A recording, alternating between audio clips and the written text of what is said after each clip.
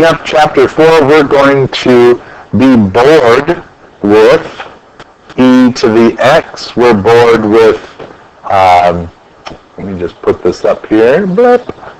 We're bored with polynomials, x to the n, e to the alpha x, sine beta x, e to the alpha x times sine beta x. That's all we can do for functions so far.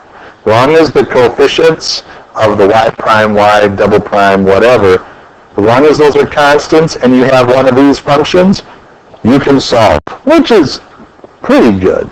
But wouldn't you rather be able to do these and things like ln x, or maybe 1 over x, or maybe cosecant of x? Don't you feel a loss? Don't you feel a longing in your heart for those? Oh, wow. Anyway, that's what we're going to do. That's what this section is about. Now, I am choosing to not prove it, but if you want to see the proof of this, they start with the first-order integrated factor method, and then they take this and they try to reshape formulas to get to that. And your final YP solution is this. Instead of C1y, C2y2, C3y, like we've done, the difference is we have a function y1, function y2, and so on. Okay? That's your YP. One more time. Everything we've done so far will be done again for finding YC. But for YP, because the function doesn't fit those annihilator table values, we're going to expand this to all functions by saying YP is going to be U1x, Y1x. And then you can add U2x, Y2x. You can add as many of those as you want. So that's our goal, is to get that. Now the question is, how do you find U1x? Y1x are just going to be the solutions that we've had. But U1x is going to be a little work. You up to the task? Okay. Well, I am going to step back a little bit and say that, again, this is the proof. See what I mean by 25 minutes? I am going to step back and say that there is a little bit of a stepping back a little bit, is that we're only going to do second degrees today and tomorrow. So we're not going to third and fourth degrees. But we're just going to do second degrees. But with the functions, it's going to make sense. So let's go back. What do you need to know about this? Well, here's what you need to know. There's 6 formulas you need to be aware of, and they're all on this page here. You need to use Wronskian with this format, y1, y1 prime, y2, y2 prime. You need a Wronskian 1 and a Wronskian 2. Wronskian 1 is 0 function. Remember when we had y double prime, let's say a plus b, y prime plus c equal to f of x? This f of x is what goes here. 0 f of x. And the proof shows you why this is 0 and this is f of x. y2, y2 prime. y1, y1 prime, 0 f of x. So I'm not proving these. I'm just showing you that there's a pattern, and we need to find these 3 first. Then, after that, you use the formula here to find u1 prime, u2 prime. Now, this is the second degree. That's why we're only finding u1 prime and u2 prime. Third degree would be, I think, a 3 by 3. We're not doing that. Oh, wait a minute. Hold it. I thought yp was u1 of x times y1 of x plus u2 of x, y2 of x. I thought it was u1 of x and u2 of x, but here's u1 prime, u2 prime. Hi, perfect timing. what are we going to have to do when we get u1 prime to get for my yp? What am I going to have to do to get from here down to here? No, u1 prime to u. Antiderivative. Did I say antiderivative? Antiderivative, yeah. So here's what you're going to do. You're going to do everything we did before, finding the homogeneous answers. That'll give us u1 or y1 and y2. Then we're going to use that y1 and y2 to find this Wronskian. Then Wronskian 1 and 2 are going to have a 0 f of x column to it. And then we'll use w1 over w to find u prime of 1, w2 over w to get u prime of 2. And Berlin, I'm not proving these. It's like 3 pages. It takes 25 minutes. Yeah. But these are the formulas here, and you get to this. This is what you need to get your answer. Okay? So let's do it. Let's do it. And I don't like example 1. You're free to do it. But we're going to actually do example 2. And I'm going to do this one free form, because I think just reading it to you isn't very helpful. So, and I loved this problem. I got really excited when we did this. I did this one and it worked at home. 4y prime, double prime, 36y equal to cosecant 3x. Go ahead and write that down. And then this is a way to do this using the formulas. This is probably the way you're going to do it. First things first. 4m squared plus 36 equals 0. Do the homogeneous thing. 4 times m squared plus 9. Right? So then m squared plus 9 is what we have. So my yc is going to be what? C1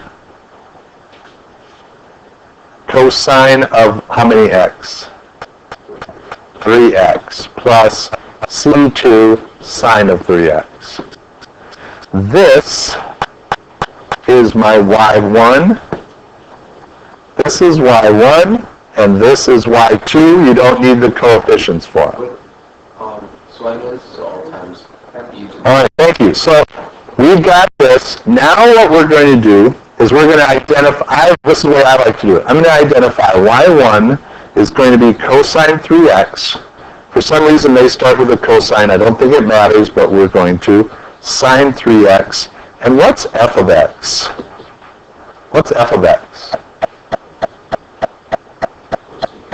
Cosecant 3x.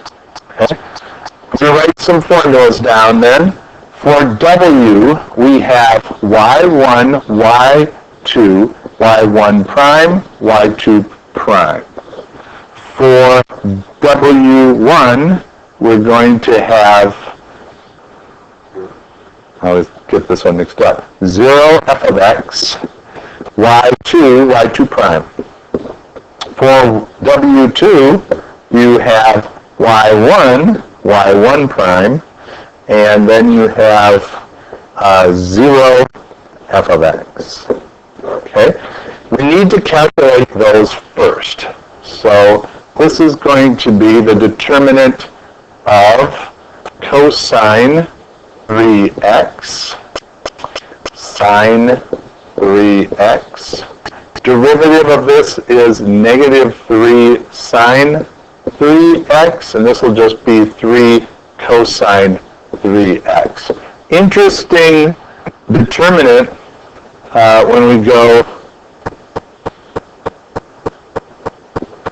AD, you're going to get 3 cosine 3 squared.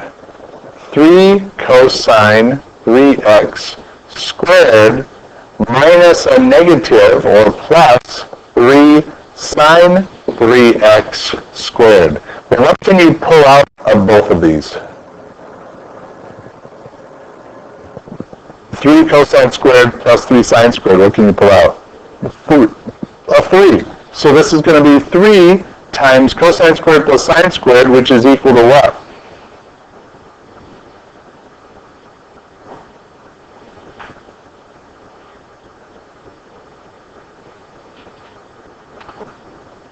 What's that? 3. Right? 3 times cosine squared 3x plus sine squared 3x. That's just going to be equal to 3 times 1. Okay? Then for this next one, I'm going to give myself a little more room this time. This is going to be 0 cosecant 3x.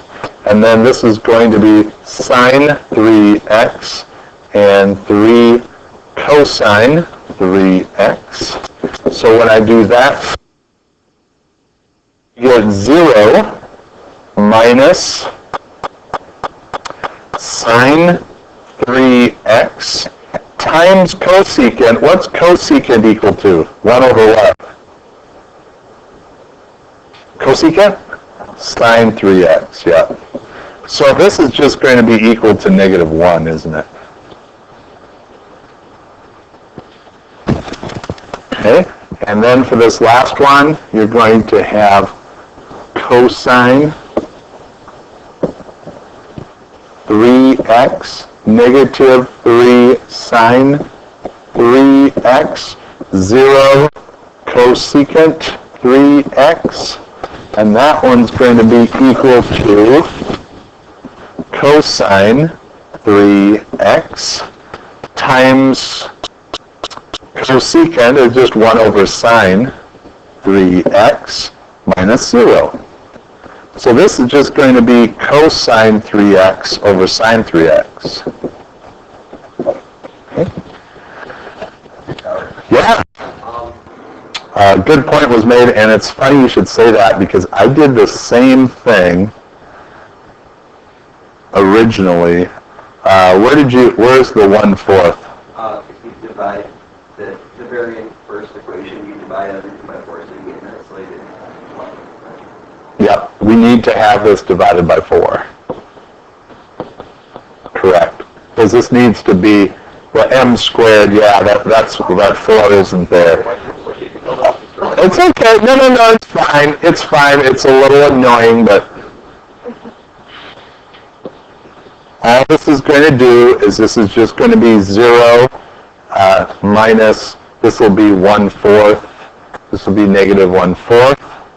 Thank you. And then this one here is going to be 1/4 as well. That's okay. Appreciate it.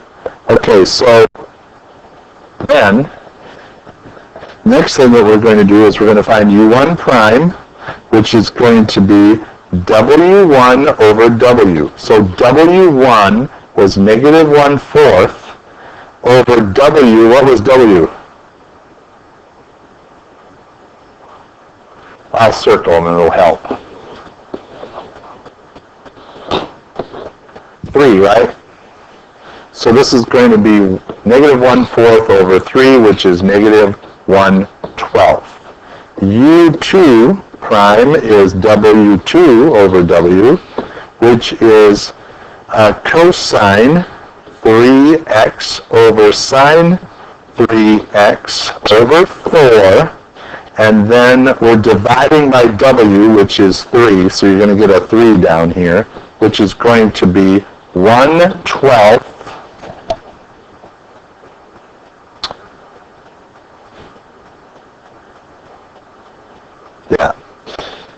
1/12 cosine 3x over sine 3x.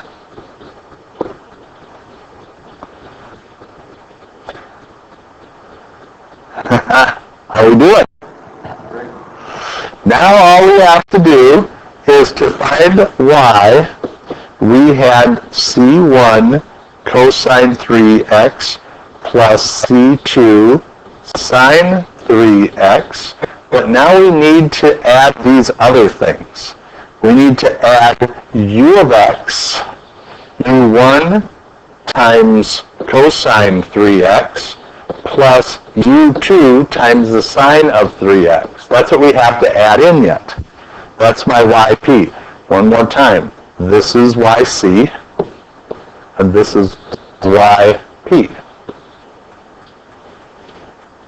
And then all we have to do is integrate these. So I'm going to, if you don't mind, I'm going to erase this part. So I have some space. Erase this.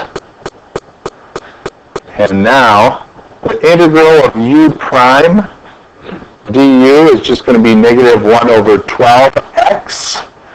This one, very interesting. It's 1/12 the integral of cosine 3x over sine 3x. Now, if we use something like, let's go B for Blake.